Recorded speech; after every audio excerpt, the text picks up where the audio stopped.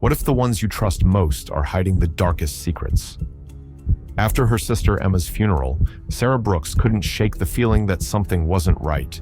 The whispers began, quiet at first, but then louder, calling her name in the dead of night. Was it grief?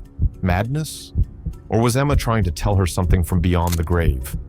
Sarah's search for answers led her to places she never wanted to go. Old files, hidden photographs, and shadows of a truth too terrifying to face. The deeper she dug, the more the lines between reality and paranoia blurred. But as the whispers grew louder, so did the danger. Sarah isn't just uncovering secrets, she's being watched.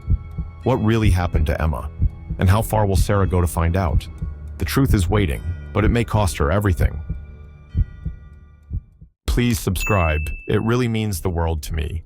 The church stood as a stoic monument against the gray sky, its towering spires piercing the heavens as if demanding answers from a higher power. Inside, the atmosphere was thick with mourning. Candles flickered along the walls, their soft light casting long, wavering shadows that seemed to echo the pain etched onto the faces of everyone present. The rows of pews were filled to capacity, the quiet sobs of mourners, the only sound aside from the priest's solemn voice as he read from the Book of Psalms. Emma's funeral had drawn a crowd that rivaled that of a Sunday morning service. Friends, family, co-workers, and even distant acquaintances had come to pay their respects. Emma had been the kind of person who could light up a room just by walking into it. Her laughter, infectious and pure, had a way of drawing people in, of making them feel special, seen, and important. And now she was gone, leaving behind a void so vast it seemed to suck the air out of the room. Sarah sat in the front row, her hands clutching a damp tissue that had long since given up absorbing her tears. Her dark, swollen eyes stared straight ahead, unseeing, as the priest's words washed over her. She felt hollow, as though her grief had carved out her insides and left nothing but a fragile shell. To her left sat her mother, a stoic figure despite her own sorrow, and to her right was her father, his handkerchief clutched tightly in his trembling hand. But Sarah felt alone. Her sister, her confidant, her other half, was gone, and nothing anyone said or did could change that. The priest's voice softened, signaling the end of the scripture reading, and he stepped aside to make way for Sarah. Her eulogy lay in her lap, a neatly written speech meant to encapsulate a lifetime of memories. But as she rose to her feet and walked toward the podium, her legs trembling beneath her, the words on the paper seemed to blur and dissolve. How could she possibly reduce Emma's life to a few paragraphs? How could she convey the depth of her love, the magnitude of her loss, in such a short amount of time? Sarah gripped the edges of the podium, her knuckles white as she steadied herself. She cleared her throat, but the lump in it refused to budge. She looked out at the sea of mournful faces, each one a mirror of her own pain, and took a shaky breath. "Emma?" she began, her voice barely audible. "Emma wasn't just my sister. She was my best friend, my rock, my compass. She had this way of making everything better, even when things felt impossible." Her voice cracked, and she paused, swallowing hard against the tears threatening to spill over. She glanced down at the paper, the carefully chosen words she had spent hours writing, but they felt so inadequate now. "She had a gift," Sarah continued, her voice trembling. Her voice. When Emma sang, it was like the world stopped to listen. She could make you feel everything, joy, sorrow, hope, with just a single note. And now that voice is gone. The tears came then, hot and uncontrollable, streaming down her face as the weight of her grief crushed her. She clutched the podium for support, her shoulders shaking as sobs racked her body. The room was silent, except for the muffled sounds of her crying, and after a moment, the priest stepped forward and gently guided her back to her seat. The choir began to sing, their harmonies rising and falling in a way that was meant to be comforting, but to Sarah, it felt wrong.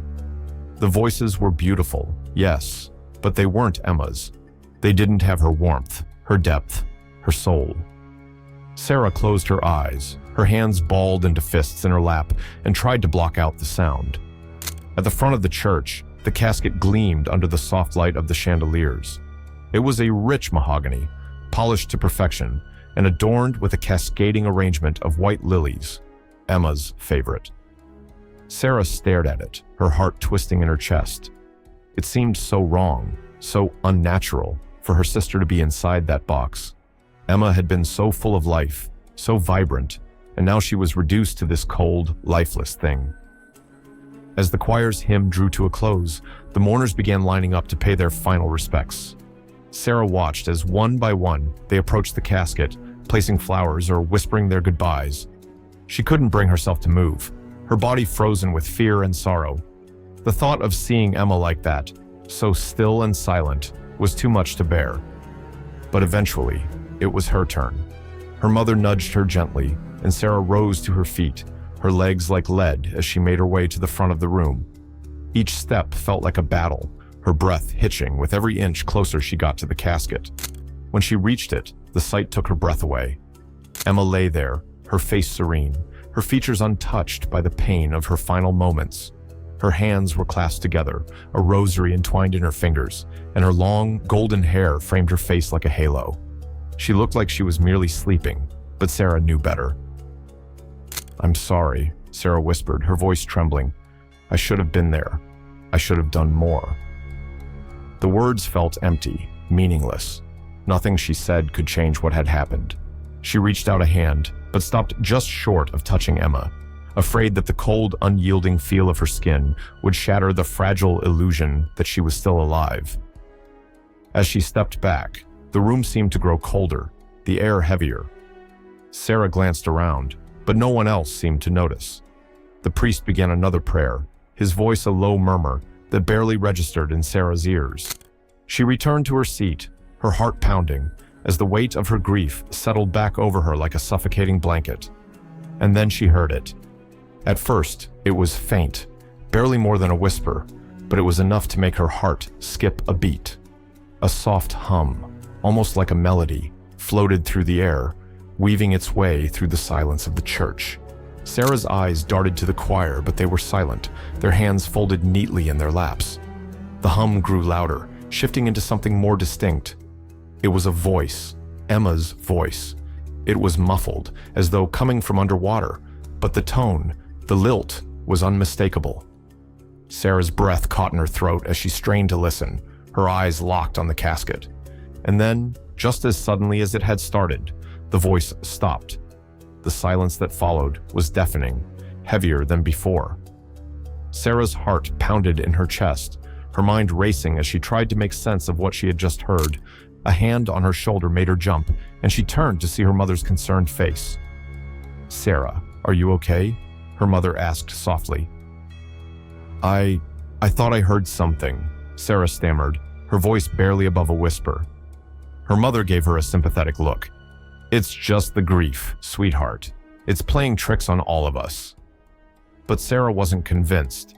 As they filed out of the church, the weight of what she had heard, or thought she had heard, pressed heavily on her mind. Something was wrong, she was sure of it. Or perhaps, impossibly, something was right. The Matthews house was eerily quiet, the kind of oppressive silence that seemed to amplify the emptiness left behind by Emma's absence. The once warm and bustling home now felt like a hollow shell, each room haunted by the echoes of a life abruptly cut short. Sarah sat on the edge of her bed, her hands gripping the fabric of her pajama pants as she stared at the floor. The funeral had been a day ago, but the weight of it clung to her like a suffocating fog. Her parents had retreated into their own forms of grieving. Her father, always stoic, had thrown himself into work, spending long hours in his study with the door firmly shut. Her mother had buried herself in the kitchen, the sound of pots and pans clanging a hollow substitute for conversation. Sarah, meanwhile, felt adrift, unable to cry, unable to think. She replayed the events of the funeral over and over in her mind, the whispered condolences, the somber faces, the heavy casket being lowered into the ground. She could still hear the priest's solemn words, but they felt distant, as if they belonged to someone else's tragedy. That night, as the house settled into an uneasy stillness, Sarah lay awake in bed. Her mind churned with memories of Emma, the way she laughed, the way she always seemed to know the right thing to say. Emma had been the life of their home, the one who could brighten even the darkest days. But now she was gone, and the emptiness she left behind felt insurmountable. Sarah's eyes fluttered closed, her body exhausted, but her mind unwilling to rest. Just as she began to drift into an uneasy sleep, a sound startled her awake. It was faint, almost imperceptible, but unmistakable. A whisper. "Sarah." Her heart raced, and she sat up quickly, her eyes darting around the darkened room. The whisper had been so soft, so fleeting, that she almost convinced herself she'd imagined it. But then it came again, clearer this time. "Sarah." She froze, her breath catching in her throat. The voice was unmistakable. It was Emma's. Panic and disbelief coursed through her veins as she tried to make sense of what she was hearing. Her gaze fell on the corner of the room, where Emma's favorite armchair sat bathed in moonlight.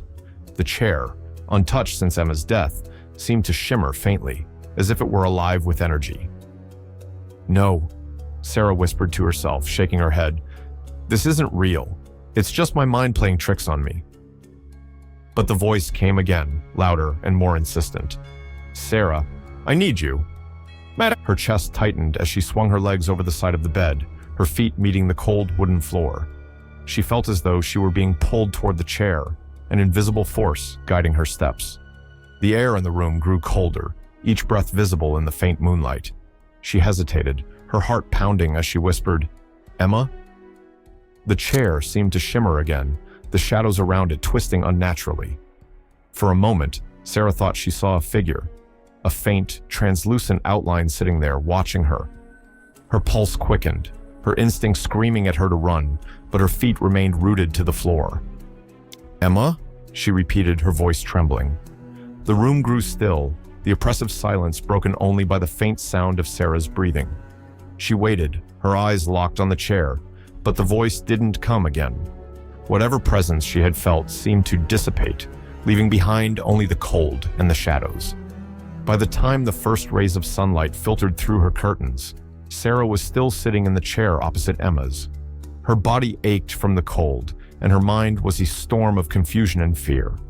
She tried to tell herself it had been a dream, a hallucination brought on by exhaustion and grief. But deep down, she knew it had been real. Emma's voice had been real. The next day passed in a haze. Sarah avoided Emma's room, unable to face the memories it held. Her mother noticed her unease at breakfast and asked gently, "Sarah, are you feeling okay? You didn't eat much yesterday." Sarah forced a small smile and nodded. "I'm fine, Mom, just tired." Her mother's brow furrowed with concern, but she didn't press the issue. "When you're ready, we can start going through Emma's things," she said softly. "There's no rush." Sarah's stomach churned at the thought. The idea of opening Emma's drawers, touching her clothes, and sorting through her belongings felt like a betrayal. She wasn't ready to let go. She wasn't ready to say goodbye. That night, the whispers returned. "Sarah." Her eyes snapped open, her body tense. She turned her head toward the chair, which once again seemed to glow faintly in the moonlight. Her breath came in short, shallow gasps as she sat up in bed. "Sarah, I need you to listen." The voice was clearer now, its tone laced with urgency. This wasn't her mind playing tricks. This was real. She clutched the blanket tightly, tears streaming down her face as she whispered, "What do you want from me?" The room grew colder, the air thick with an unexplainable weight. The shadows around the chair twisted and shifted, forming shapes that defied logic. Sarah's heart pounded as she swung her legs over the bed and stood, her knees shaking. "Go to my room," the voice said, its tone both pleading and commanding. "There's something you need to see." Sarah hesitated, fear and curiosity warring within her. She took a step toward the door, then another. Her hand trembled as she reached for the doorknob, the cold metal sending a shiver through her body. She paused, her mind racing with doubt. What if this was just her grief manifesting in strange and terrifying ways? What if she was losing her mind? But the voice came again, more insistent. "Please, Sarah, you have to go." Tears streamed down her face as she turned the doorknob and stepped into the hallway. The house was dark and silent, the air heavy with an unnatural stillness. She moved slowly, each step echoing in the emptiness, until she reached Emma's door. It loomed before her like a portal to another world, the brass doorknob glinting faintly in the moonlight. Her hand hovered over the knob, her breath hitching in her throat. She closed her eyes, summoning all her courage, and pushed the door open. The room was exactly as Emma had left it.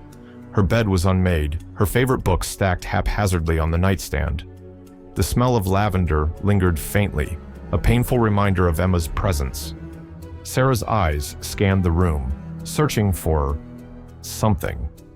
She didn't know what she was supposed to find. Her gaze fell on Emma's desk, where a notebook lay open.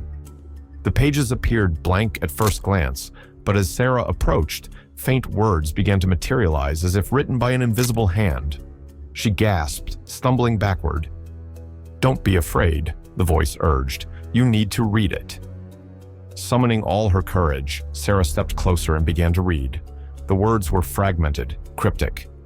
"They're watching. The truth is buried. Don't trust anyone, not even yourself."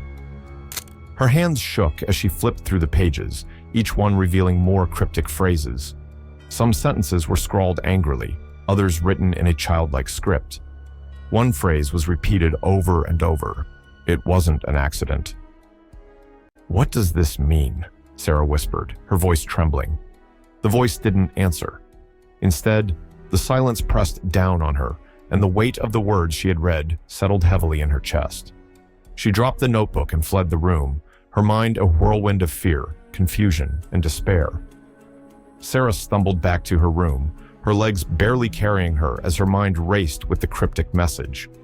The phrase, "It wasn't an accident," looped in her head, echoing with a sinister undertone. She slammed her door shut, leaning against it as her chest heaved with panicked breaths. Her body trembled, her thoughts a whirlwind of disbelief and dread. She sat on the edge of her bed, clutching her head in her hands. "What does it mean?" she whispered to herself. "What wasn't an accident?" Her memories of Emma's death came flooding back. The phone call, the rushed explanations, the sterile hospital room where they had been told it was an unfortunate fall down the stairs. Everything had seemed tragic, but straightforward. Now that certainty began to crack, replaced by a gnawing sense of unease. The voice returned, soft but urgent. "You're not thinking clearly, Sarah. They lied to you." She jolted upright, her head snapping toward the chair. The faint shimmer she had seen earlier was now more pronounced, and for the first time, she could make out Emma's features. Her sister's face was pale and translucent, her expression a mixture of pain and determination. The sight sent a shiver down Sarah's spine. "Emma," Sarah whispered, her voice trembling. "What are you saying? Who lied?" Emma's apparition leaned forward, her voice low and strained. "Mom and Dad, they're hiding something. You need to find out the truth." Sarah's breath hitched. "No," she said, shaking her head. "They wouldn't. They loved you." "Then why didn't they tell you everything?" Emma pressed. "Why did they rush through the funeral? Why didn't they want you to see the body?" The questions struck Sarah like a blow.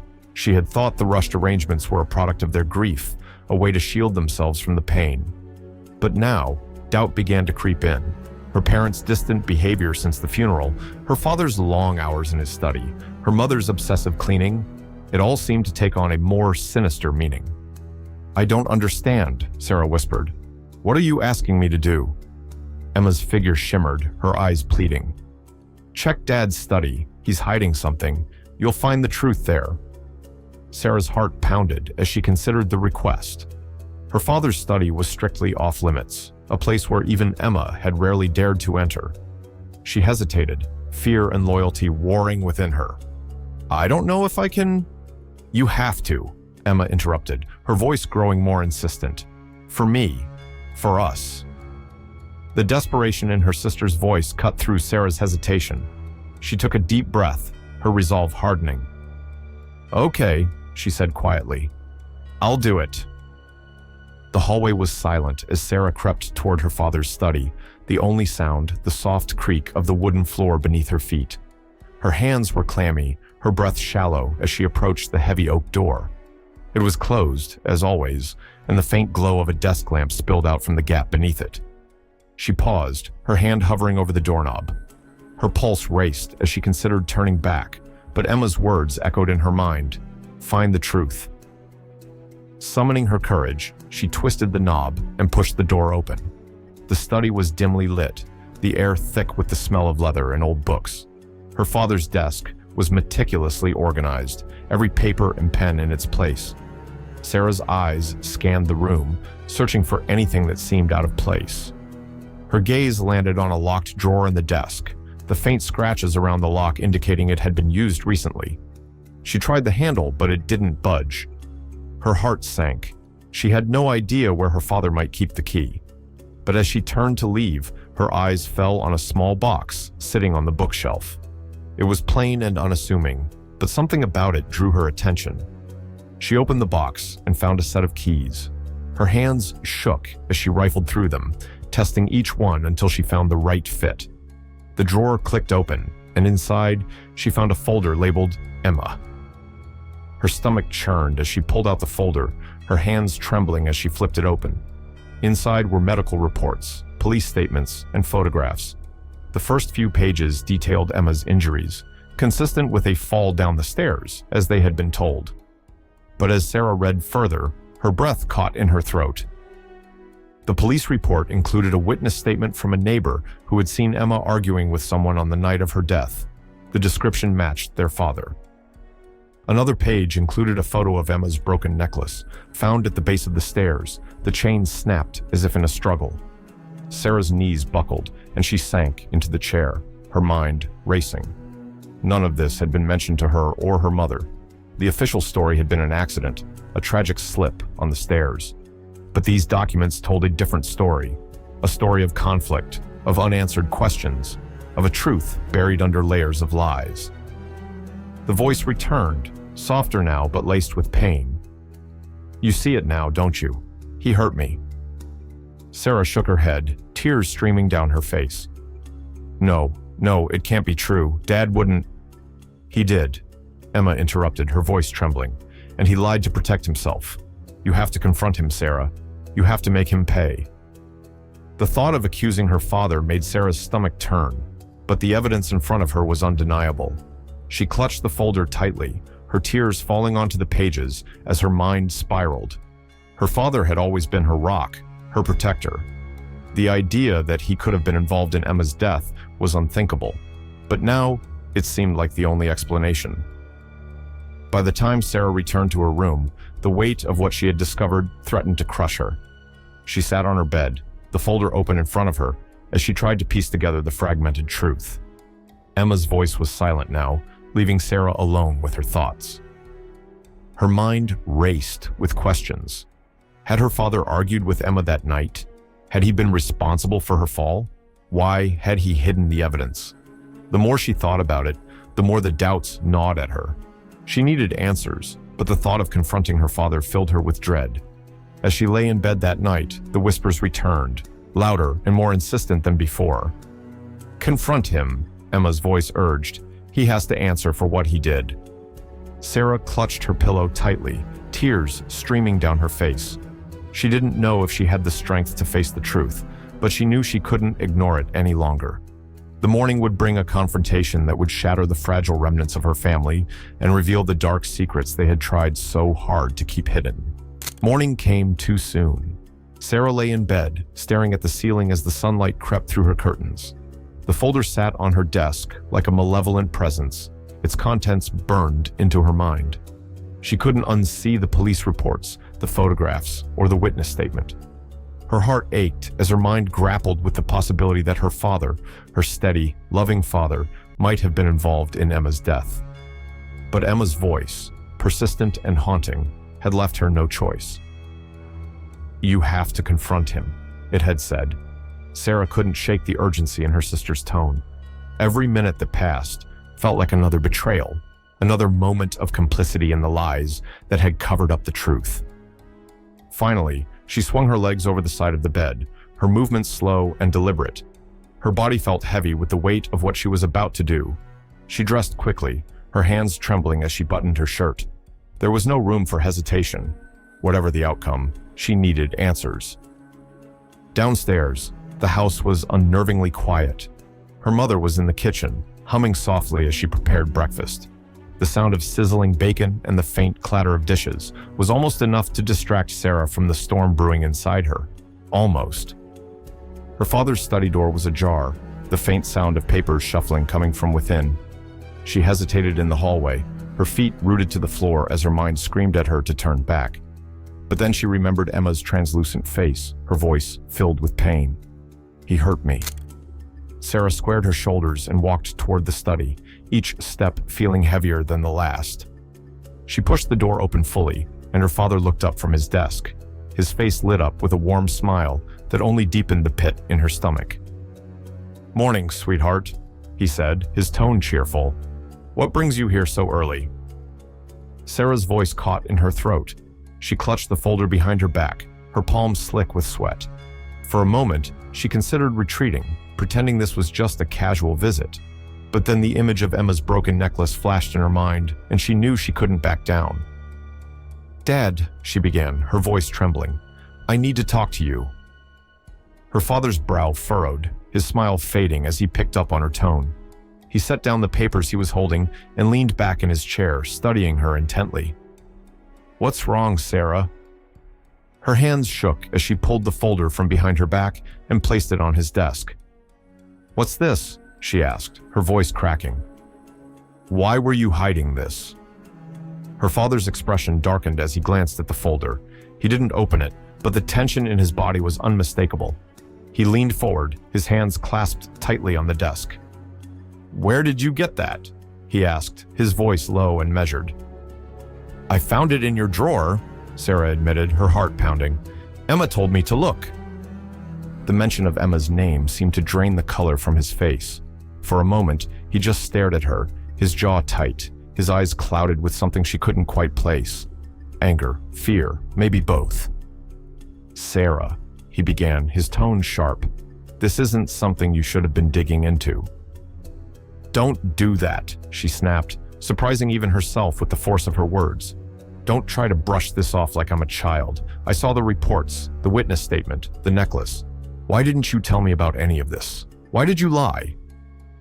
Her father sighed heavily, running a hand through his hair. He looked away, his gaze fixed on the window as if searching for an escape. "It wasn't a lie," he said finally, his voice barely above a whisper. "It was complicated."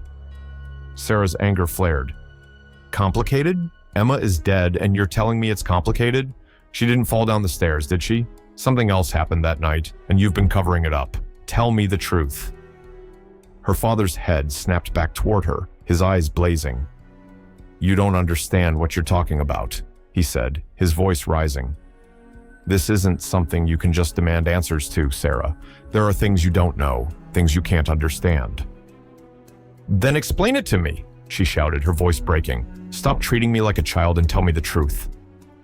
The room fell silent, the tension between them crackling like electricity. Her father leaned back in his chair, his jaw clenched as he considered his next words. Finally, he spoke, his voice low and heavy with regret. "There was an argument that night," he admitted, his gaze dropping to the desk. "Emma and we disagreed about something. It got heated. She ran upstairs and I followed her to try and calm her down, but she tripped." "And fell?" Sarah interjected, her voice dripping with skepticism. "Is that what you're going to tell me? That she just happened to fall while you were arguing?" "Yes," he snapped, slamming his fist on the desk. The sudden movement made Sarah flinch, but she refused to back down. "It was an accident, Sarah. A horrible, tragic accident. I tried to save her, but it was too late." Sarah shook her head, tears streaming down her face. "That doesn't explain the necklace, or the witness who saw you arguing, or why you kept all of this hidden from me." Her father's shoulders slumped, and for the first time, he looked genuinely defeated. "Because I knew you wouldn't understand," he said quietly. "I knew you'd blame me, even though it wasn't my fault. I was trying to protect you, Sarah, to protect all of us." "Protect us?" she repeated, her voice trembling with rage. "Do you even hear yourself? Emma is dead, and all you cared about was protecting yourself. You let me believe it was an accident while you hid the truth." Her father stood abruptly, his chair scraping against the floor. "That's enough, Sarah," he said, his tone final. "You don't know what you're talking about." But Sarah wasn't finished. "You don't get to decide what's enough," she said, her voice rising. "You don't get to control this anymore. I loved Emma, and I deserve to know the truth. All of it." Her father stared at her, his face a mask of anger and pain.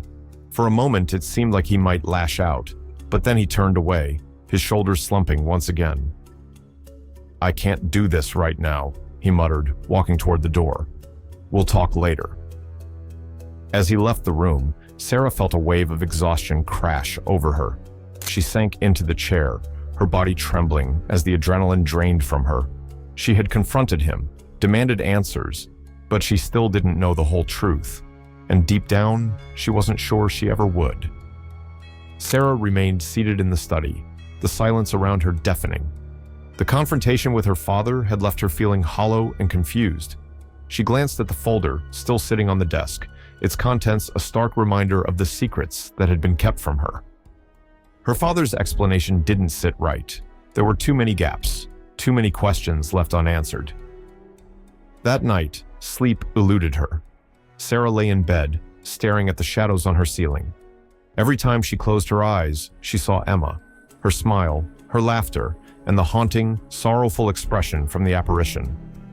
"He hurt me," Emma's voice echoed in her mind, her tone unwavering. The statement refused to be silenced, clawing its way into Sarah's every thought. By the time the clock struck 3 a.m., Sarah couldn't take it anymore. She threw off the covers and got out of bed, driven by a restless need for answers. She tiptoed downstairs, careful not to wake her parents, and made her way back to the study. The folder was still on the desk, but it wasn't enough. If her father was hiding something, she needed to know what it was. Her eyes scanned the room, settling on the locked drawer in her father's desk. She had seen him open it once before with a small brass key he kept on his keyring. The thought of breaking into it filled her with guilt, but her desperation outweighed her hesitation. She carefully searched the study, finding a spare key taped beneath one of the desk drawers. Her hands trembled as she inserted the key and turned it. The lock clicked open, and Sarah pulled the drawer out slowly. Inside were more documents, a small collection of photographs, and a leather-bound journal. She hesitated for a moment before reaching for the journal. It felt personal, like crossing a line she couldn't uncross, but she needed to know. The journal's pages were filled with her father's neat handwriting. Flipping through, Sarah quickly realized it wasn't just a diary. It was a record of events surrounding Emma's death. She skimmed the pages, her breath hitching as she pieced together the fragments of his account. The entries started months before Emma's death, detailing their family life, Emma's struggles with school, and her growing rebellious streak. But as Sarah read further, the tone shifted. There were mentions of heated arguments, Emma sneaking out, and cryptic references to consequences. Then she found the entry from the night Emma died. "Emma and I fought again. She stormed upstairs, screaming about how she hated this family, hated me. I followed her, trying to calm her down, but she wouldn't listen. She was so angry, so reckless. She tripped on the stairs and, God, I can't get the image out of my head. I tried to catch her, but I was too late. She was gone before I could do anything. I never meant for this to happen. I never wanted it to end like this." Sarah's breath came in shallow gasps as she read the words, her mind spinning. Her father's version of events painted a picture of a tragic accident, but something about it felt off. Why had he hidden this from her? Why had he kept the necklace, the police report, and the witness statement locked away? She turned the page, finding another entry written days later. "They're asking questions. The police, the neighbors, they don't believe me. They think I hurt her. I told them it was an accident, but I can see the doubt in their eyes. I can't let them tear this family apart. I have to protect Sarah. I have to protect Adeline. Emma's gone, but I can't let this destroy us too." The room seemed to close in on Sarah as she processed the words. Protecting the family, that had been his priority. Not justice for Emma, not the truth. Her hands clenched the journal, her knuckles turning white. The weight of her father's choices pressed down on her like a physical force. Suddenly, a faint sound broke the silence, a creak from the hallway. Sarah froze, her heart racing. She quickly returned the journal to the drawer and locked it, stuffing the key back into its hiding spot. She turned off the desk lamp and slipped out of the study, retreating to her room just as her father appeared at the top of the stairs. The next morning, Sarah couldn't bring herself to face her father. She avoided him at breakfast, mumbling a quick excuse about having errands to run. But as the day wore on, her anger simmered. She needed to confront him again, but this time, she needed leverage. She decided to visit the witness mentioned in the police report, a woman named Mrs. Harper who lived a few streets away. Sarah remembered her as a kind, elderly neighbor who used to babysit her and Emma when they were younger. She hadn't spoken to Mrs. Harper in years, but she hoped the woman would remember enough to help. When Sarah arrived at the house, Mrs. Harper answered the door with a warm smile that quickly turned to concern. "Sarah, dear, it's been so long. What brings you here?" "I need to talk to you about Emma," Sarah said, her voice trembling. "I know you spoke to the police after what happened. Can you tell me what you saw?" Mrs. Harper hesitated, her gaze softening with sympathy. "Come in, dear. Let's talk." They sat in the living room, the air heavy with unspoken tension. Mrs. Harper clasped her hands tightly as she began to speak. "That night, I heard raised voices coming from your house. It wasn't the first time.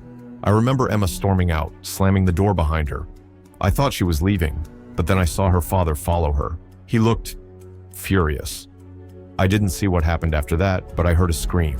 When I looked out the window again, it was quiet." Sarah's chest tightened. "Why didn't you say anything more to the police?" Mrs. Harper looked away, guilt flickering across her face. "I didn't know what I had seen, and your father, he came to me afterward, begging me not to make things worse.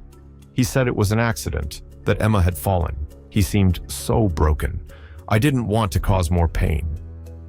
Tears welled in Sarah's eyes as Mrs. Harper's words confirmed her worst fears.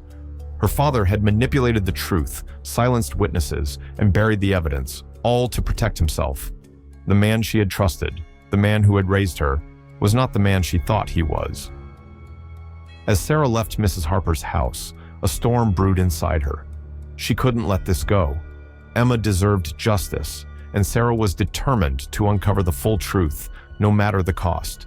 That evening, Sarah returned home with a newfound resolve. The conversation she'd had and the evidence she'd uncovered painted a picture too horrific to ignore.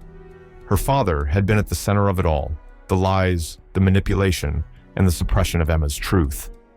What tore at Sarah the most wasn't just the possibility that her father had harmed Emma, but the realization that she could no longer trust the person who had always been her rock.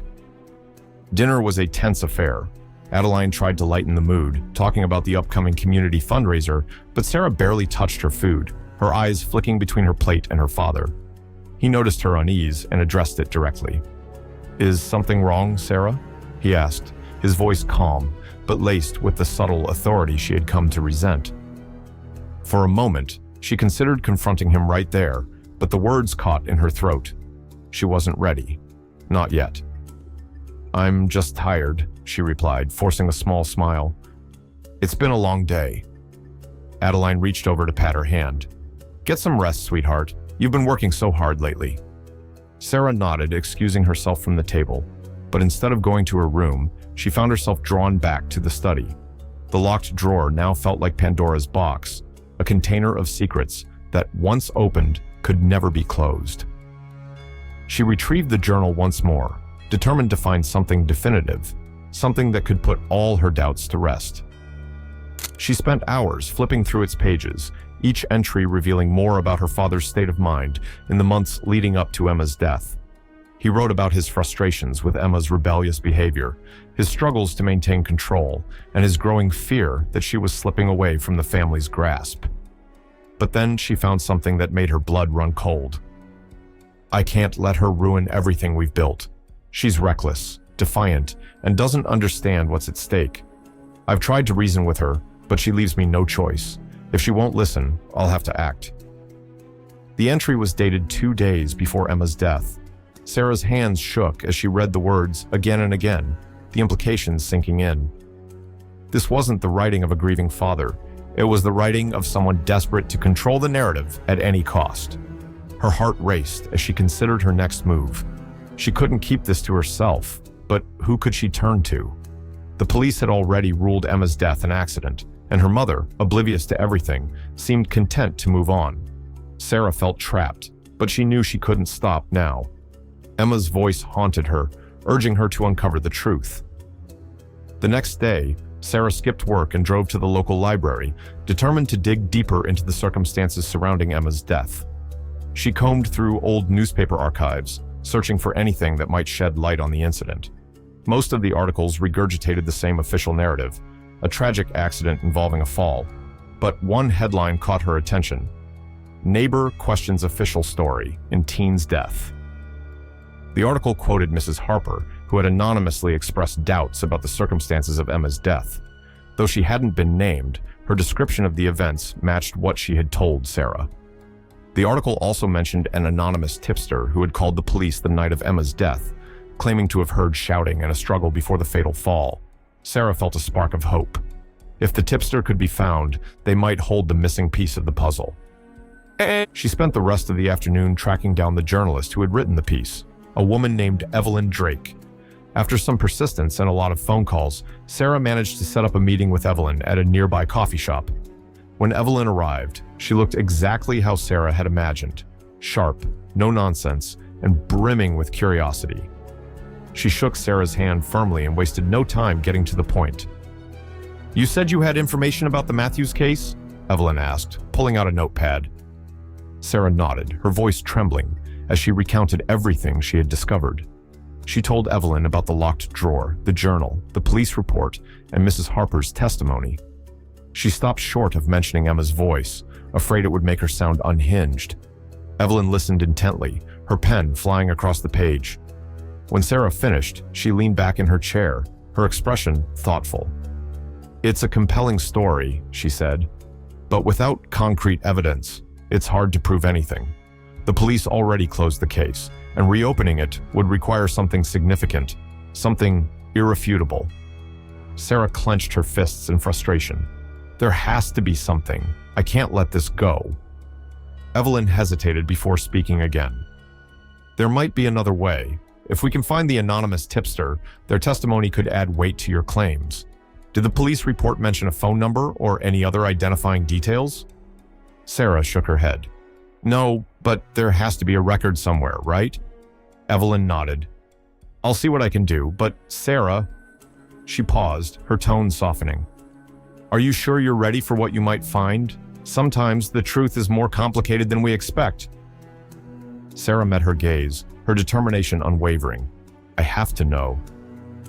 That evening, Sarah returned home feeling a mix of hope and dread. The pieces of the puzzle were slowly coming together, but the picture they formed was darker than she could have imagined.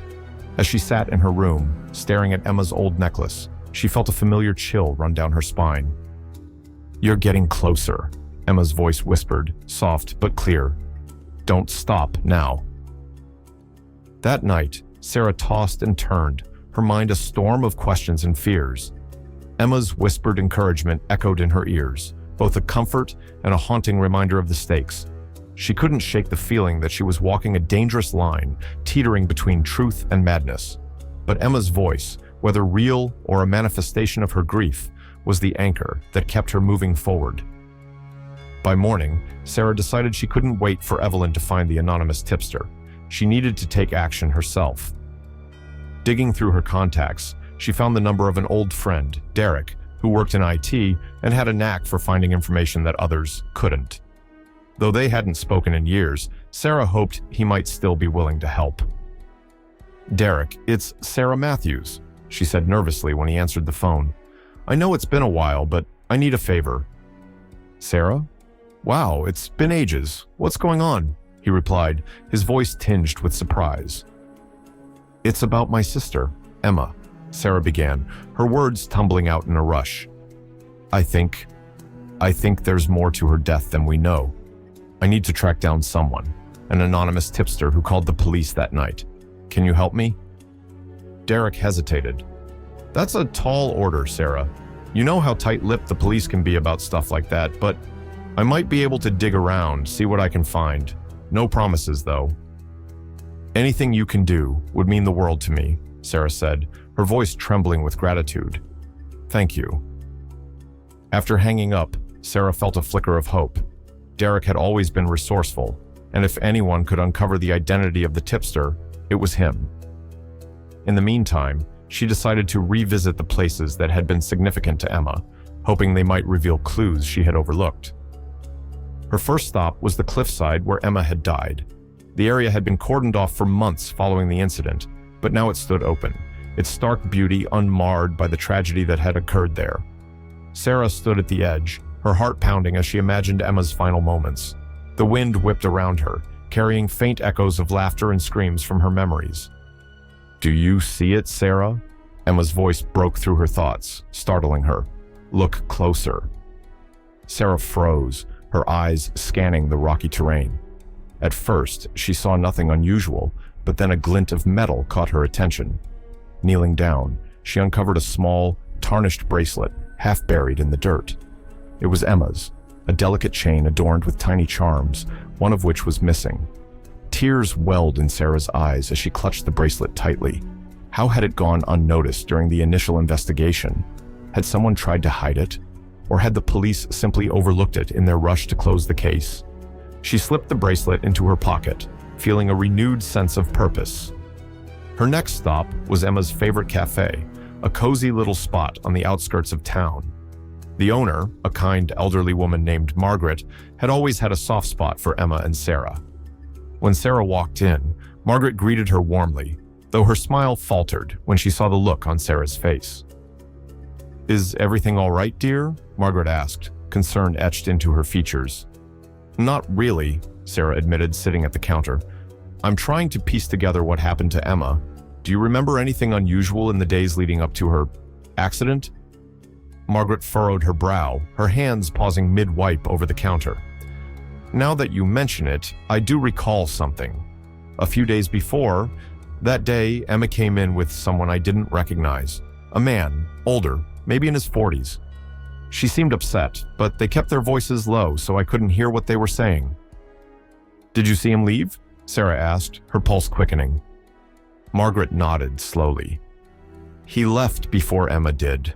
Looked angry about something. I didn't think much of it at the time, but now..." She trailed off, her eyes clouding with worry. "Do you remember what he looked like?" Sarah pressed. Margaret hesitated, then shook her head. "I'm sorry, dear. I didn't get a good look at his face." Though it wasn't much, the information added another layer to the mystery. Who was the man Emma had met, and what had they discussed? Sarah's mind raced with possibilities, none of them comforting. Later that evening, Derek called with news. "Sarah, I think I found something," he said, his voice tinged with both excitement and caution. The tipster's call was routed through a burner phone, but the police report listed the location where the call was made. It's an old payphone outside a convenience store on Willow Street. "Thank you, Derek," Sarah said, her heart pounding. "You've no idea how much this means to me." The next morning, Sarah drove to Willow Street, parking near the rundown convenience store. The payphone stood at the edge of the lot, its once bright paint now faded and chipped.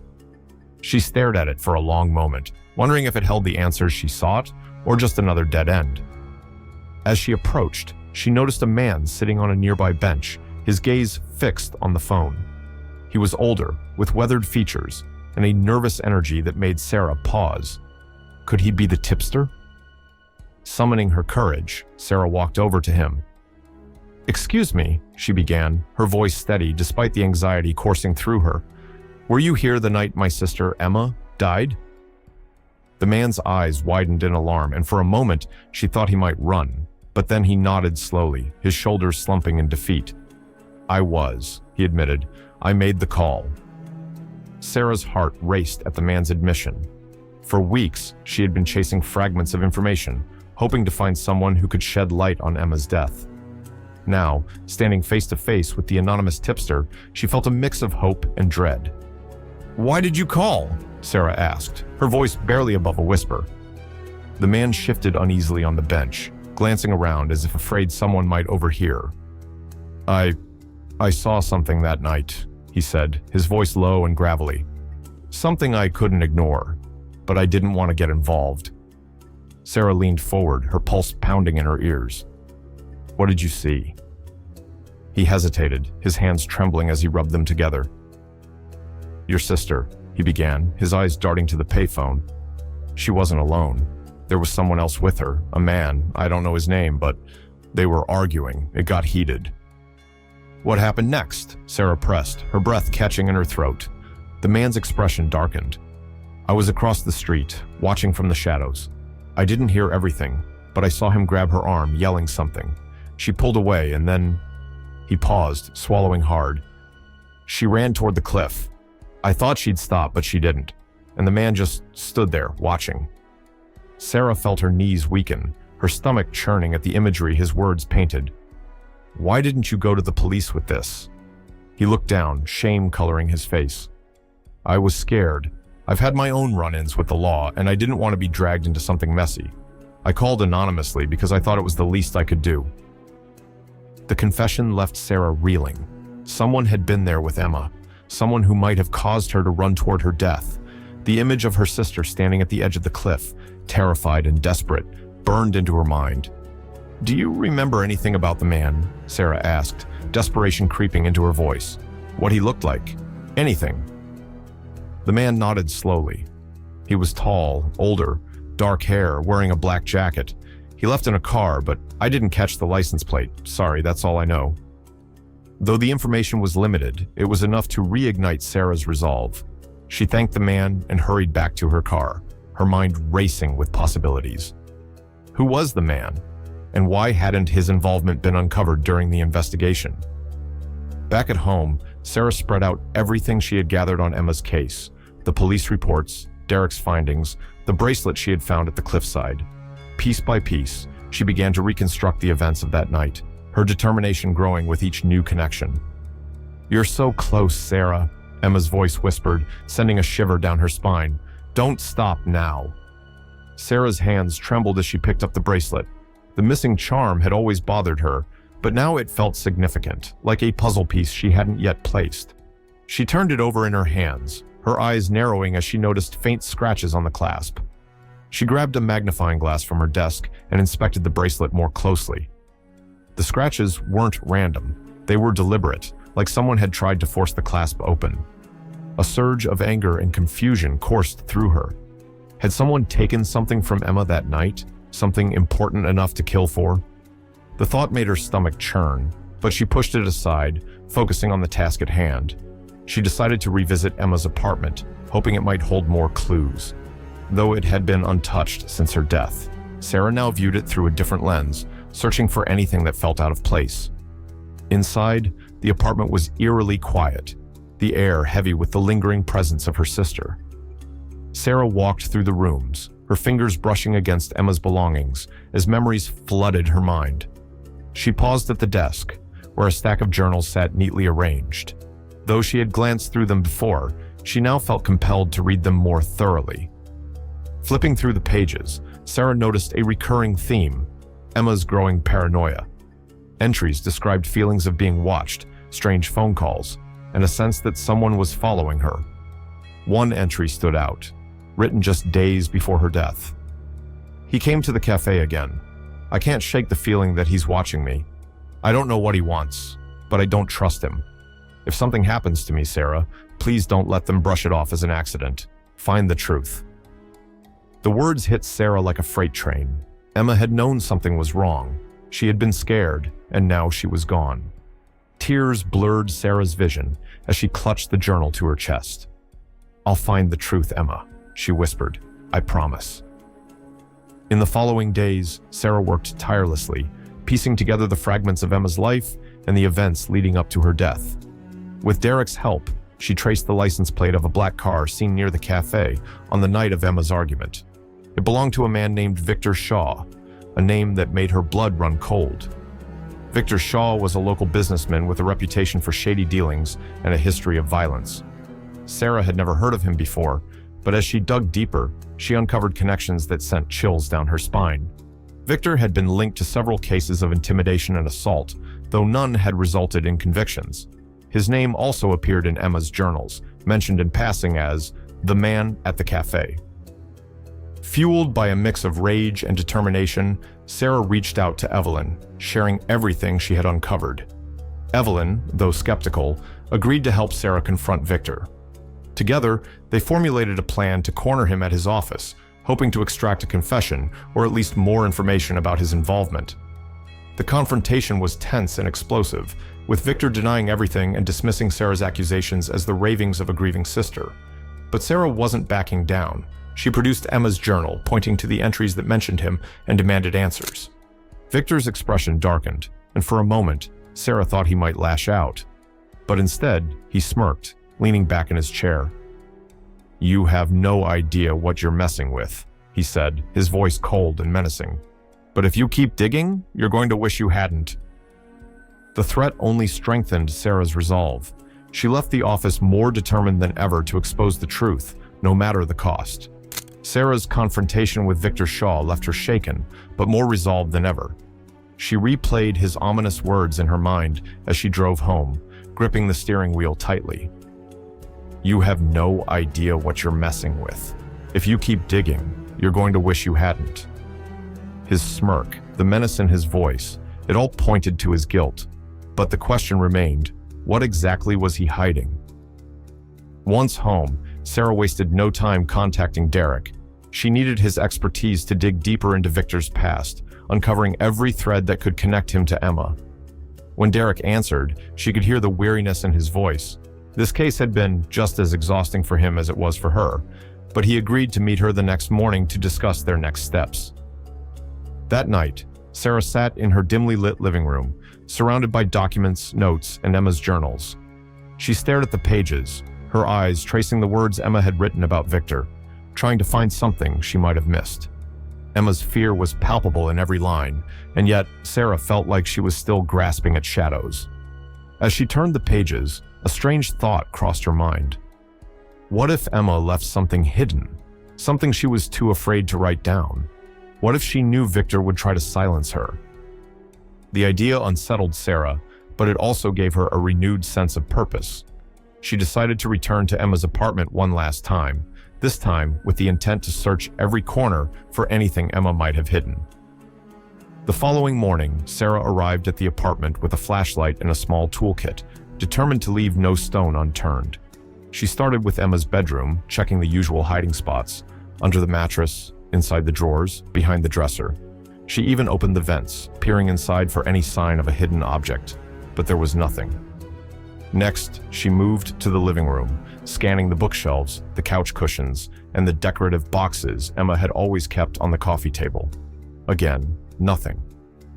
Frustration began to creep in, but Sarah refused to give up.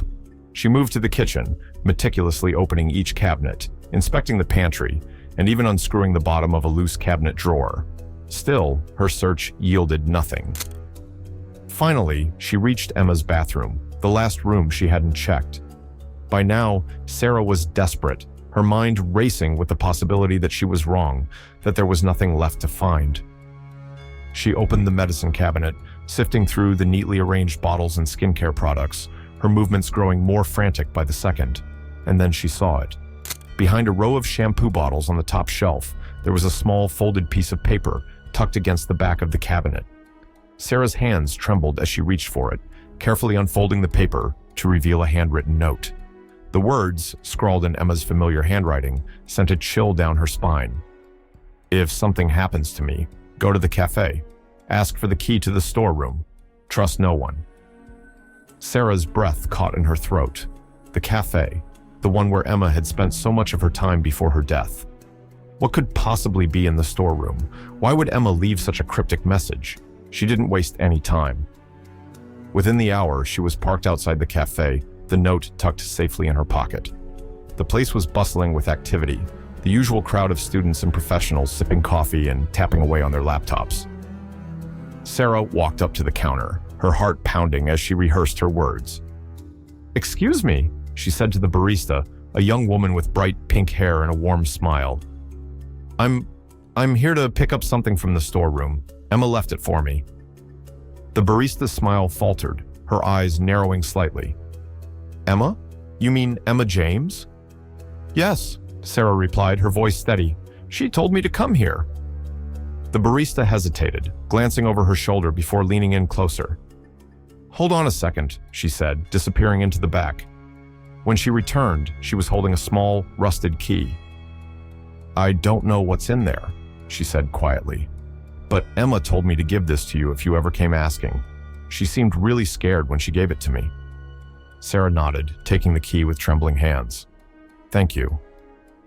The storeroom was located at the back of the cafe, accessible through a narrow hallway lined with supply shelves. Sarah unlocked the door and stepped inside, her flashlight cutting through the dimly lit space.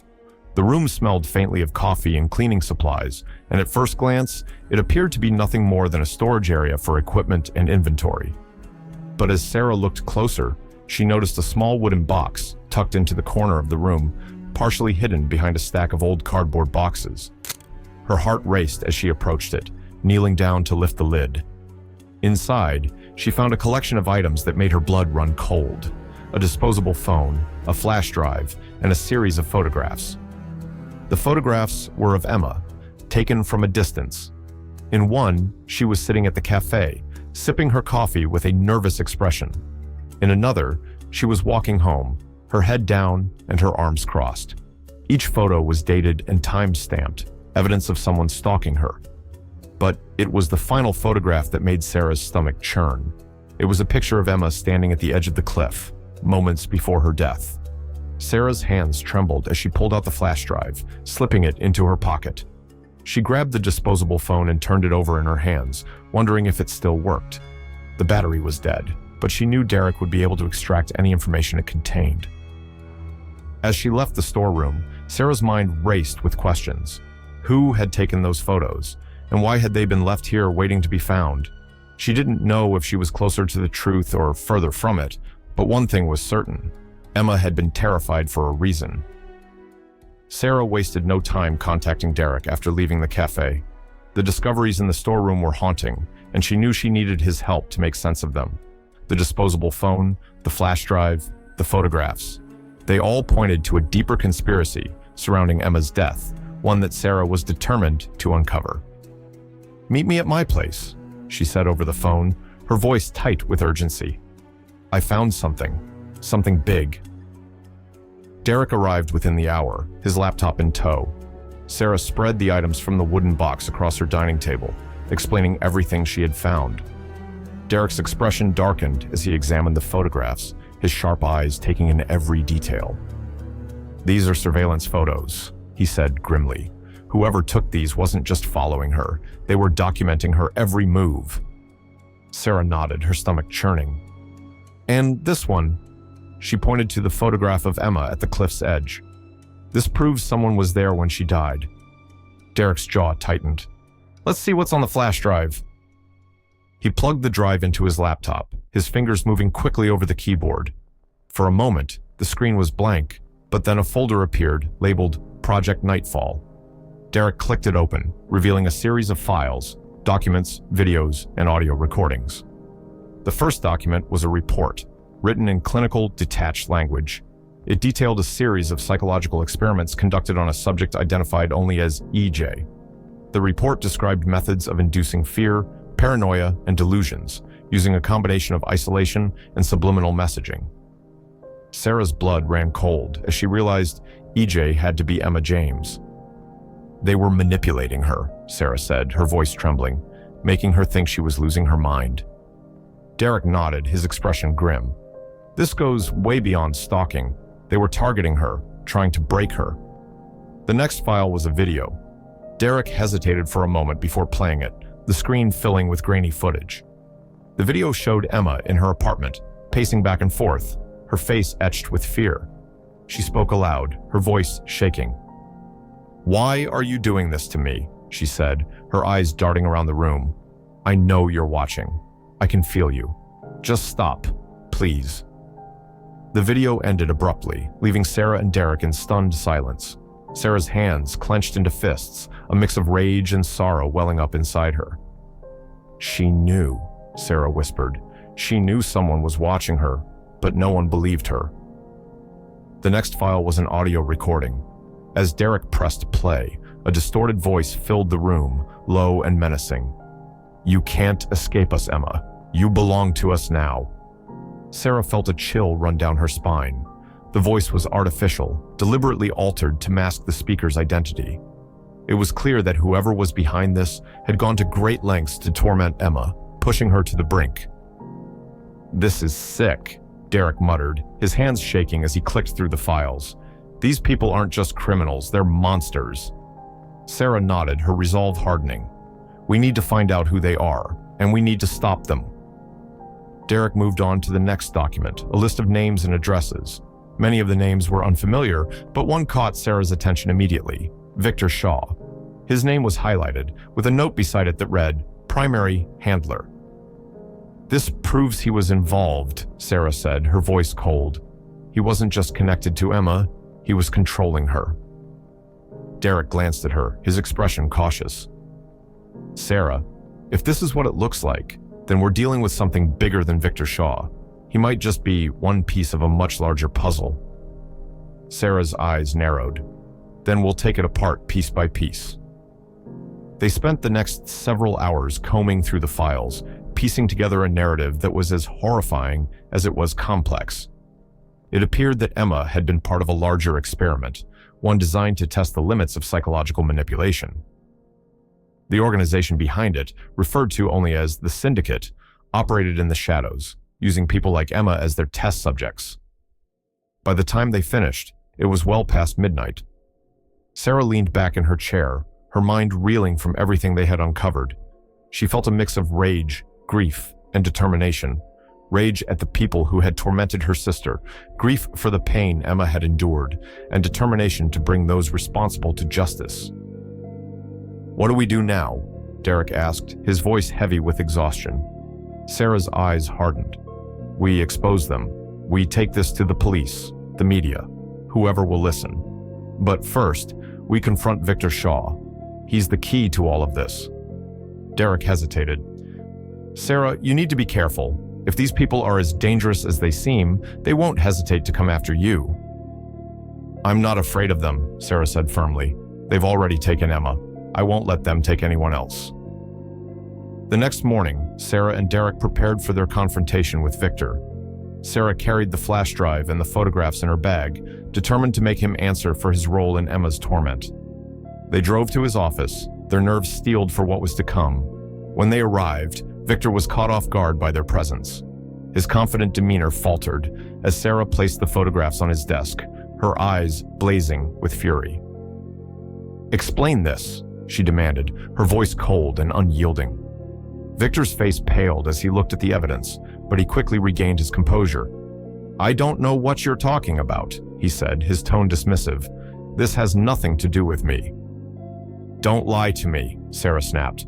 "Your name is all over these files. You were her handler. You were the one tormenting her." Victor's eyes narrowed, a flicker of fear crossing his face. "You don't know what you're getting into," he said quietly.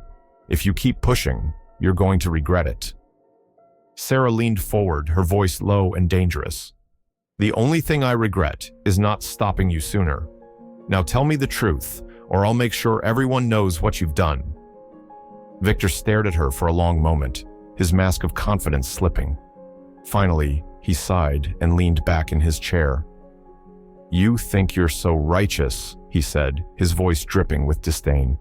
"But you have no idea how deep this goes. You can't stop it. You can't stop us." Sarah's jaw tightened. "Watch me." The night was unnervingly still as Sarah stood in the dimly lit room, surrounded by walls papered with notes, photographs, and maps connected by red strings, a chaotic tapestry of her obsession.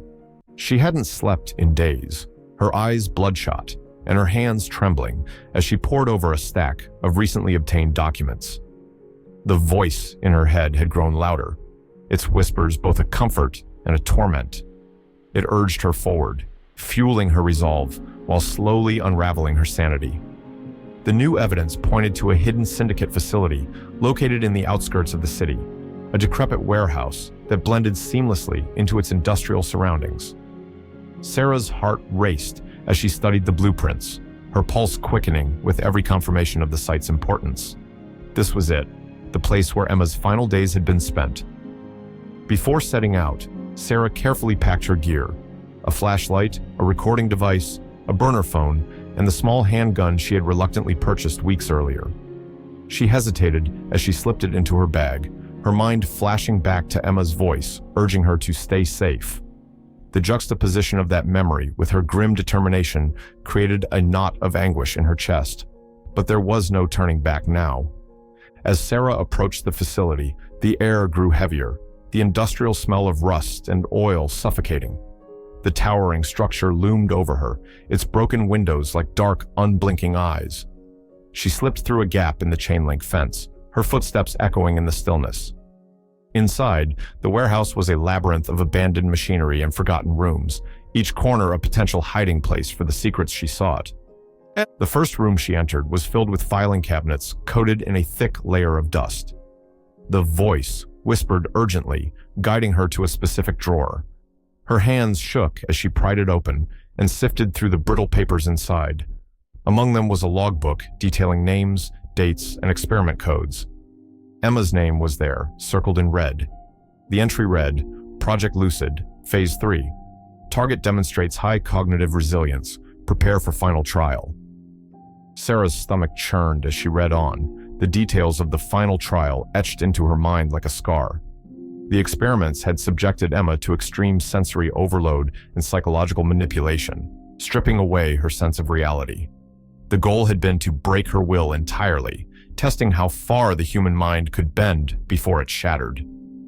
Suddenly, a noise echoed from deeper within the warehouse, a faint clanging, as if someone or something had moved. Sarah froze, her breath catching in her throat. She quickly switched off her flashlight and pressed herself against the wall, listening intently. The sound grew closer, accompanied by the slow, deliberate crunch of footsteps on gravel. Her mind raced. Was it Syndicate operatives? Had they discovered her infiltration? The voice whispered again, urging her to stay hidden. But something about the tone was different this time. It was sharper, almost frantic.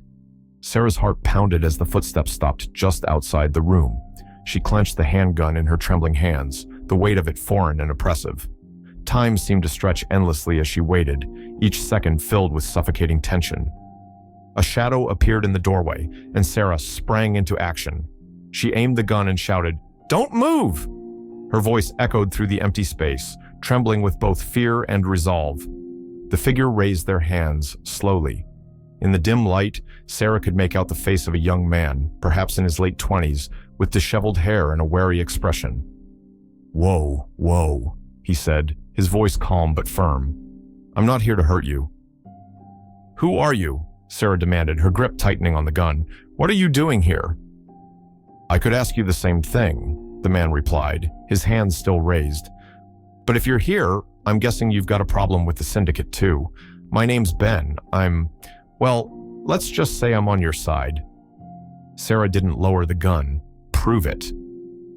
Ben slowly reached into his pocket and pulled out a USB drive, holding it up for her to see. "This has everything. Files, videos, records of what they've been doing here. I've been tracking them for months. I'm guessing you've lost someone too, haven't you?" The question hit Sarah like a punch to the gut. Her hands faltered slightly, the weight of her grief momentarily breaking through her defenses. She lowered the gun, though she didn't let go. "Emma," she said quietly. "My sister." Ben nodded solemnly. "I'm sorry. They've taken so many lives, destroyed so many families.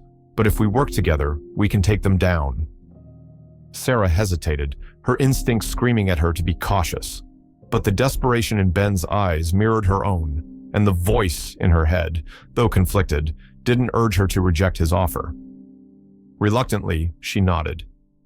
"Okay, but if you're lying to me..." "I'm not," Ben assured her. "We'll get justice for Emma, I promise." The two began searching the warehouse together, their flashlights cutting through the darkness. Ben led Sarah to a locked door at the back of the facility. "This is where they kept the subjects," he said grimly. "I haven't been able to get inside." Sarah's stomach churned as she looked at the heavy metal door, its surface scratched and dented, as if someone had tried to claw their way out. Ben handed her a crowbar, and together they pried it open. The door groaned in protest, before finally giving way, revealing a small, sterile room lined with padded walls. In the center of the room was a single chair bolted to the floor, restraints dangling from its arms and legs. The sight sent a wave of nausea through Sarah as she imagined Emma sitting there, her mind and body subjected to unimaginable torment. "We need to document this," Ben said, pulling out a small camera. "This is the proof we need to expose them." As Ben filmed, Sarah approached the chair, her fingers brushing against the cold metal. The voice in her head whispered again, louder this time. It spoke of pain, betrayal, and a burning need for revenge. Sarah clenched her fists, tears streaming down her face. "Emma," she whispered, her voice breaking. "I'm so sorry." The oppressive silence of the padded room enveloped Sarah as she stood frozen, staring at the chair that had held her sister. Her mind raced with images of Emma, terrified and alone, enduring the unimaginable. The voice in her head grew louder, sharper, urging her to act, to destroy, to avenge. It was a storm of emotion that threatened to overwhelm her, but she clenched her fists and pushed forward, knowing she couldn't stop now. "Sarah," Ben's voice cut through the haze, drawing her back to the present. He gestured toward the walls where faint scratches and markings were barely visible in the dim light. "Look at this." She moved closer, her flashlight revealing words carved into the padded surface. Some were haphazard and desperate. "Help me. Stop the noise. That they lied." But then her flashlight settled on a phrase etched repeatedly into the fabric. "The lucid will rise." "What does that mean?" she asked, her voice shaking. Ben frowned, his expression grim. "It's part of their sick experiments. The Syndicate was trying to create something, someone, capable of transcending normal human limits. They called them the lucid. They thought breaking people down completely would unlock, I don't know, some kind of heightened consciousness or power." Sarah's stomach churned at the thought, the words, "the lucid," echoing in her mind like a haunting refrain. The voice whispered again, this time softer but insistent, weaving phrases of vengeance and purpose into her thoughts. She shook her head, trying to silence it. As they left the room, Sarah's resolve hardened. "We have to find everything," she said, "every scrap of evidence they left behind." Ben nodded, leading her further into the facility. The warehouse seemed endless, each corridor more foreboding than the last.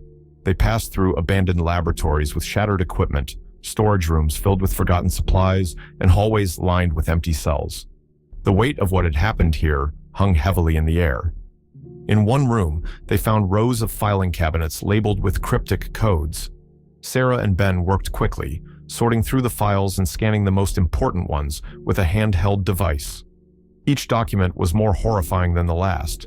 Records of experiments that pushed subjects to their breaking point, reports detailing the psychological and physical damage inflicted, and logs of failed trials. "Emma's name is everywhere," Sarah said, her voice trembling as she held up one file. It was marked "Final Evaluation" and described the last stages of Project Lucid in chilling detail. The words blurred in her vision as tears welled up, but she forced herself to keep reading. Ben placed a hand on her shoulder. "We'll use this," he said firmly, "to expose them, to bring them down." Suddenly, a faint noise echoed through the corridor outside. Both of them froze, their flashlights snapping off simultaneously. The sound grew louder, footsteps, deliberate and heavy. Sarah's heart raced as she gripped the small handgun in her pocket. The voice screamed at her to be ready, to fight, to survive. Ben gestured for her to stay quiet as he crept toward the door, peering out into the dark hallway. He motioned for Sarah to follow, and together they moved cautiously toward the sound. At the end of the corridor, a faint glow emanated from an open doorway.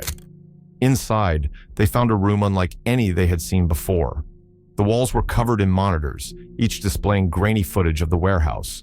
Some screens showed empty hallways, others flickered with static, but one screen in particular caught Sarah's attention. It displayed a live feed of a small, dark room, and in the center of that room was a chair identical to the one they had found earlier. "What is this?" Sarah whispered, her voice filled with dread. Ben frowned, scanning the control panels beneath the monitors. "It's a surveillance room. They were watching everything, recording everything." Sarah's eyes locked onto the screen showing the dark room. The camera angle shifted slightly, as if controlled by an unseen operator. Her breath hitched as she saw something that made her blood run cold, faint writing on the wall behind the chair. She squinted, trying to make out the words, and then gasped as the message became clear. "Hello, Sarah." She staggered back, her mind reeling. The voice in her head grew deafening, a cacophony of taunts and accusations. How did they know she was here? Was this another part of their twisted experiment? The walls seemed to close in on her as panic threatened to take over. "Sarah," Ben said, grabbing her arm and pulling her back to reality. "We have to leave. Now." But Sarah couldn't move. She was transfixed by the screen, by the words written in what looked like blood. "They know," she whispered. "They're watching us." "Sarah," Ben shouted, shaking her. "We'll figure this out later, but we need to get out of here before they find us." The urgency in his voice snapped her out of her trance. Together, they bolted from the surveillance room, their footsteps echoing through the empty corridors. The voice screamed in her mind, urging her to turn back, to confront whoever or whatever was behind the message. But she pushed forward, her survival instincts taking over. They emerged into the cold night air, their breaths visible in the icy darkness. Sarah's heart pounded as she looked back at the warehouse, its towering structure looming like a monument to her sister's suffering. She wanted to destroy it, to burn it to the ground, and erase every trace of the horrors that had taken place inside. But she knew that the fight wasn't over yet. Ben led her to his car, parked a safe distance away. As they drove off, Sarah sat in silence, her mind racing with questions. Who had written that message? How had they known her name? And most importantly, what was she supposed to do now? The drive back to Ben's apartment was tense and silent. Sarah sat stiffly in the passenger seat, her mind spiraling as she replayed the events of the warehouse. The words on the screen, "Hello, Sarah," burned into her memory, feeding the chaos in her thoughts. The voice in her head returned, louder and more urgent than ever, weaving dark suggestions that sent chills down her spine. Ben glanced at her occasionally, his brow furrowed with concern. "We're going to figure this out," he said softly, breaking the silence. "We have enough evidence to bring them down." Sarah didn't respond. Her gaze remained fixed on the road ahead, her grip on the door handle tight enough to turn her knuckles white. She wasn't sure what terrified her more, the idea that someone was still watching her, or the possibility that she was losing her mind. Back at the apartment, Ben spread the files across the table, meticulously organizing the evidence they had gathered. Sarah stood by the window, staring out into the city lights, her reflection a ghostly figure against the glass. The voice whispered relentlessly, urging her to act, to fight, to end this. "Sarah," Ben called, drawing her attention. "Look at this." She turned reluctantly and walked over to the table. Ben pointed to a document labeled Phase 4, Integration. The text detailed the final steps of the Syndicate's experiments, describing how subjects were pushed to their psychological limits in an attempt to merge their consciousness with the fabricated presence of a loved one. "They wanted people to believe they were communicating with the dead," Ben said grimly. "It wasn't just torture. It was manipulation on a level I can't even comprehend." Sarah's stomach churned as she read the words. She thought of the voice in her head, the one she had believed was Emma's. Was it all a lie? A cruel trick designed to break her? But then she remembered the message on the screen, the chilling familiarity of the handwriting. "This isn't over," she said quietly. "They're still out there." Ben nodded. "And we're going to stop them, but we need to be smart about this. We can't go back there without—" A loud knock at the door interrupted him. Both of them froze, their eyes meeting in alarm. Ben motioned for Sarah to stay back as he approached the door cautiously. Peering through the peephole, his face tightened. "It's the police." Sarah's heart raced as Ben opened the door to reveal two officers standing in the hallway. The lead officer, a stern-looking woman with a badge that read Detective Perez, stepped forward. "Ben Harper? Sarah Brooks?" she asked, her tone clipped. "Yes," Ben replied, his voice steady. "We need to speak with you," Perez said, her gaze shifting to Sarah. "There's been a development in the case involving Emma Brooks." Sarah's breath caught in her throat. "What do you mean?" she asked, stepping forward despite Ben's warning glance. Perez hesitated, her expression softening. "There's no easy way to say this, but we've uncovered new evidence that suggests your sister's death may not have been what it seemed." Sarah's legs felt like they might give out. What do you mean?" Perez sighed. "The autopsy report we received was altered. The injuries your sister sustained don't match the official cause of death. We believe someone tampered with the evidence to cover up what really happened." Sarah's mind reeled. The voice in her head grew louder, feeding her paranoia and anger. "Who did this?" she demanded, her voice trembling with rage. "Who's responsible?" Perez exchanged a glance with her partner. "We don't have enough information yet, but we're investigating every lead. In the meantime, we need you to stay safe and keep a low profile. If what you've uncovered about the Syndicate is true, they won't take kindly to you exposing them." Ben thanked the detectives and closed the door after they left, but Sarah barely registered their departure. Her hands trembled as she gripped the back of a chair, her mind spinning. The voice screamed now, a relentless force pushing her towards something she couldn't fully understand. "They're lying," the voice whispered. "They're all lying. You can't trust them." "I need to know the truth," Sarah muttered, more to herself than to Ben. She grabbed her coat and headed for the door. "Sarah, wait!" Ben called, grabbing her arm. "Where are you going?" "To find answers," she said, her eyes blazing with a mix of fear and determination. Ben hesitated, then released her arm. "I'm coming with you." Together they ventured back into the night, their destination unclear but their purpose unshaken. The voice guided Sarah, pulling her toward places she hadn't been before, places she didn't even know existed. It led her to a decrepit apartment building on the edge of town, its windows boarded up and its walls covered in graffiti. "This is it," the voice whispered. Sarah pushed open the rusted door, the creak echoing through the empty building. Ben followed close behind, his flashlight cutting through the darkness.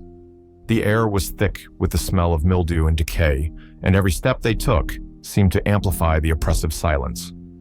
In the center of the room, they found a single object that made Sarah's blood run cold, a large mirror, cracked and smeared with grime. Written across its surface in the same eerie handwriting she had seen before were the words, "The truth awaits." Sarah's reflection stared back at her, distorted and broken by the cracks in the glass. The voice grew louder, urging her to confront the mirror, to reach out and touch it. As her hand hovered over the glass, Ben called out, "Sarah, don't..." But it was too late. The moment her fingers brushed the surface, the voice screamed, and her vision went dark. The cold, jagged edges of the cracked mirror seemed to pulsate under Sarah's fingertips, as if alive. Her body tensed, her breath catching in her throat as a scream echoed inside her mind. A guttural, distorted cry that felt as if it came from Emma herself. Everything around her went black. When she opened her eyes, she was no longer in the crumbling apartment. Instead, she stood in a warped version of her childhood home. The walls were faintly recognizable but twisted, as though they'd been pulled and stretched by invisible hands. The wallpaper, once adorned with soft floral patterns, now peeled away in long, jagged strips. The air was heavy, thick with the acrid scent of decay. "Sarah," Emma's voice called out, sharp and clear. "Why did you leave me?" Sarah spun around, her heart pounding. "Emma, I didn't leave you. I tried to save you," she cried, her voice trembling. The space around her seemed to ripple in response, as though her words were waves disturbing a still pond. Emma's voice grew louder, filled with accusation. "You let them take me. You knew the danger, but you didn't stop it. You let me die." "No!" Sarah shouted, tears streaming down her face. "That's not true. I would never." Suddenly, she felt a hand on her shoulder. She whipped around, expecting to see Emma, but instead, it was Ben. He stood there, his face calm, his hand steady. "Sarah," he said softly, "you're not here. This isn't real. You need to focus." She blinked, her vision swimming. The warped house dissolved, replaced by the apartment they had entered earlier. The mirror still loomed before her, the cracked glass reflecting her distorted image. Emma's voice was gone, leaving an eerie silence in its place. Ben crouched in front of her, gripping her shoulders gently. "You've been out of it for minutes," he said, his voice laced with concern. "Are you okay?" Sarah nodded weakly, but didn't trust herself to speak. The voice had felt so real, so visceral. She glanced at the mirror again, its jagged surface seeming to taunt her. Something had shifted, both inside her and in the room itself, but she couldn't articulate what. Ben helped her to her feet, his grip firm, but not forceful. "We're getting closer," he said. "I can feel it, but we need to keep moving." As they made their way out of the apartment building, Sarah struggled to suppress the lingering dread. Emma's words echoed in her mind, twisting into something darker with each repetition. Ben's presence, once reassuring, now felt slightly off. She couldn't pinpoint why, but his insistence on moving forward seemed too deliberate, too calculated. Outside, the night air was cold and biting. The streets were nearly deserted, the city's usual hum replaced by an eerie stillness. Sarah shivered as they walked, her thoughts spiraling. She wanted to trust Ben, needed to trust him, but the voice planted seeds of doubt she couldn't ignore. "You're quiet," Ben remarked, glancing at her. Sarah hesitated. "It's just the voice. It felt real. Emma's voice. She said things, accused me of things I've never told anyone." Ben's expression hardened, and for a fleeting moment, Sarah thought she saw something else, an almost imperceptible flicker of calculation in his eyes. "It's the Syndicate," he said quickly. "They're playing tricks on you, trying to manipulate your grief. You can't let them win." His words were logical, yet they felt hollow. Sarah nodded but kept her doubts to herself. She followed Ben through the labyrinthine city streets, her mind replaying Emma's accusations. Had she failed her sister? Was there something she had overlooked, something she had blocked out of guilt? As they turned a corner, Sarah spotted a faint light glowing in the distance. It emanated from a building that looked both ancient and futuristic, its facade blending crumbling stone with sharp metallic accents. It was the Syndicate's headquarters, or at least one of them. Ben stopped abruptly, his body tensing. "We're here," he said. His voice was steady, but Sarah caught a subtle tremor that made her stomach twist. He turned to her, his face serious. "This is it, Sarah. Once we go in, there's no turning back." She nodded, her heart pounding in her chest. "What are we looking for?" "Proof," Ben replied. "Proof of what they've done. To Emma. To others like her." The way he said "proof" sent a chill down Sarah's spine. It sounded rehearsed, like a line from a script. She pushed the thought aside, focusing on the task at hand. The voice returned faintly, whispering in her ear as they approached the building. Inside, the air was cold and sterile, the fluorescent lights casting an unnatural glow over the labyrinth of corridors. The walls were lined with doors, each marked with a cryptic symbol. Sarah's pulse quickened as she followed Ben deeper into the facility. The voice grew louder, more insistent. "Stop him, Sarah," it urged. "He's lying to you." Sarah clenched her fists, trying to drown out the sound. "Where are we going?" she asked, her voice trembling. Ben didn't answer immediately. He seemed focused, scanning the walls as though looking for a specific sign. Finally, he stopped in front of a door and turned to her. "Behind this door is what we need," he said. His eyes locked onto hers, and for the first time, she saw something she couldn't ignore. A glint of something cold, detached, and calculated. Sarah's breath hitched. The voice screamed in her mind, and in that moment, she realized she was no longer sure whom to trust. The door before them loomed, its surface metallic and smooth, devoid of any visible handle. A single scanner glowed faintly beside it, casting an eerie light on Ben's face as he reached into his pocket and pulled out a small device. Without a word, he pressed the device against the scanner. The light turned green, and the door slid open with a soft hiss. Sarah hesitated, peering into the dimly lit room beyond. The air inside felt heavier, colder, carrying an almost suffocating stillness. As she stepped over the threshold, her breath caught in her throat. The walls were lined with shelves, each filled with items that seemed to radiate malice. Photographs, vials of unknown substances, and files marked with cryptic symbols. At the center of the room was a large table, its surface covered with papers, maps, and screens, displaying streams of incomprehensible data. Ben moved with purpose, scanning the room as though he knew exactly what he was looking for. Sarah's steps were slower, more tentative. The voice was louder now, echoing in her mind with a sense of urgency. "Don't trust him," it hissed. "He brought you here for a reason." "What is all this?" Sarah asked, her voice trembling as she reached for a file on the nearest shelf. "It's their archive," Ben replied, not looking at her. His hands rifled through a stack of papers on the table, his movements brisk. "Everything they've done, every person they've targeted, it's all here." Sarah's eyes scanned the file in her hands. It was filled with photos and notes, all documenting a woman she didn't recognize. The entries were meticulous, detailing the woman's daily routines, personal relationships, and, Sarah's stomach churned, her eventual death. The final page bore a cold, clinical summary. Subject neutralized, no further action required. She dropped the file, her hands trembling. Why do they have this? Why would anyone keep records like this? They thrive on control, Ben said. Information is power.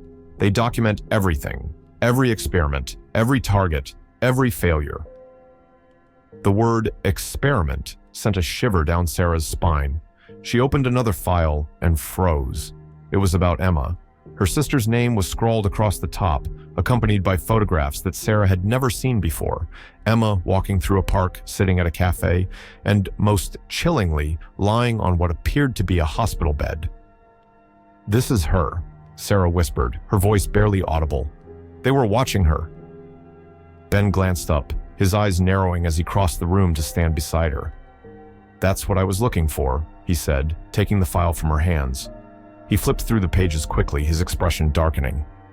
"This proves it. They targeted her deliberately. They experimented on her." Sarah's knees buckled, and she gripped the edge of the table to steady herself. "What kind of experiments?" Ben hesitated, and for the first time, Sarah saw something that looked like regret in his eyes. "They were testing thresholds," he said finally, "pushing the boundaries of human endurance. Psychological manipulation. They wanted to see how far they could go before someone broke." Sarah's mind reeled. The pieces of Emma's final days began to fall into place. The strange phone calls, the sudden paranoia, the inexplicable fear. "They killed her," Sarah said, her voice breaking. "They pushed her until she couldn't take it anymore." Ben placed a hand on her shoulder. "That's why we're here," he said, "to expose them. To make sure this never happens to anyone else." But as he spoke, Sarah felt a knot of doubt tighten in her chest. The voice whispered again, its words slicing through her thoughts like a blade. "He's not telling you everything. He's part of this." "What else is in here?" Sarah asked, pulling away from Ben and turning back to the shelves. She grabbed another file, desperate for more answers. But as she opened it, her breath caught in her throat. It wasn't about Emma. It was about her. The file contained photos of Sarah, recent photos, along with detailed notes about her activities, her relationships, her vulnerabilities. She flipped through the pages, her hands trembling, until she reached the final entry. Subject unstable. Monitor closely. Recommended handler, B. Reed. She looked up at Ben, her blood running cold. "What is this?" she demanded, holding up the file.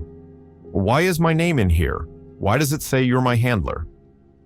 Ben's face hardened, his calm demeanor cracking for the first time. "Sarah, listen to me," he said, his tone urgent. "It's not what you think." "What is it then?" Sarah shouted, her voice rising. "Why are they monitoring me? Why are you monitoring me?" Ben took a step toward her, his hands raised in a placating gesture. "I was trying to protect you," he said. "You were on their radar because of Emma. They saw you as a threat, so I made sure I was the one assigned to you. I've been trying to keep you safe." Sarah backed away, her mind racing. "You lied to me," she said, her voice trembling with anger. "This whole time, you've been lying to me." "I had to," Ben said, his voice desperate. "If I told you the truth, they would have known. They would have killed you." The room seemed to close in around Sarah, the air thick and suffocating. She looked at the file in her hands, then at Ben. The voice screamed in her mind, louder than ever. "He's using you. He's one of them." Without thinking, Sarah grabbed a nearby lamp and swung it at Ben. He ducked, the lamp shattering against the wall. "Sarah, stop!" he shouted, but she was already running, clutching the file against her chest as she fled the room. The facility was crumbling around her, alarms blaring, shadows flickering in the chaos.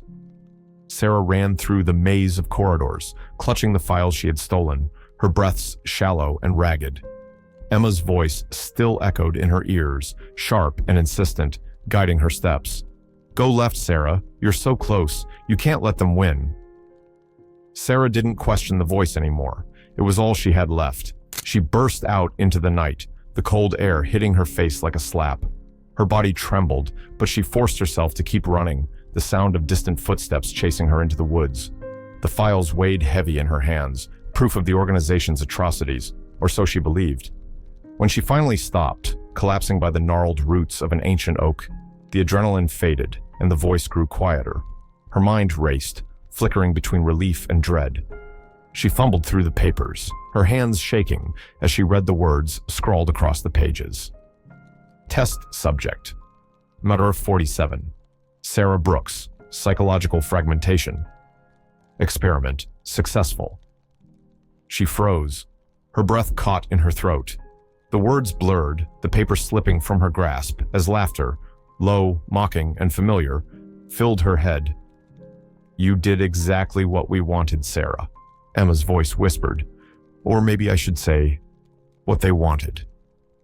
"No!" Sarah screamed, clutching her head as the laughter morphed into the distorted tones of multiple voices overlapping. Images flashed in her mind, Emma's body in the coffin, Ben's hollow eyes as he confessed his betrayal, the cryptic warnings scribbled in blood-like ink on the walls of her nightmares. What was real? What was a lie? The files spread out before her seemed to shift and twist. Was she the victim of the organization's psychological experiments? Had she been manipulated into believing Emma's voice was real? Or had her mind finally shattered under the weight of her grief, creating a ghost to fill the void? Her knees buckled, and she fell to the ground, sobbing uncontrollably. The woods were eerily silent now, the world around her still. She clung to the possibility of clarity, of some anchor to reality, but it slipped further away with each passing moment. In the suffocating quiet, a new thought crept into her mind. What if Emma's voice had been real? What if her sister had been trapped between life and death, manipulated by the organization as part of some sick experiment? The files didn't answer that question. They only deepened the mystery. The lines between fact, fabrication, and fantasy blurred beyond recognition. Weeks later, the town whispered about Sarah Brooks, the woman who had lost her mind after her sister's funeral. Neighbors reported seeing her wandering the streets late at night, muttering to herself, her hair matted and her eyes hollow. She carried scraps of paper and spoke to people who weren't there. She claimed to have uncovered the truth about Emma's death, but no one believed her. In the decaying motel room where she now lived, Sarah pinned the files to the walls in a chaotic collage, trying to piece together the puzzle that haunted her. Strings connected photographs to scrawled notes, and phrases like, "The voice is real," and "They're still watching," were written in red marker across the peeling wallpaper. Sarah sat in the center of the room, her eyes fixed on a blank space on the wall where she had written, "Am I crazy?" Her laughter filled the room, hysterical and guttural. "Crazy?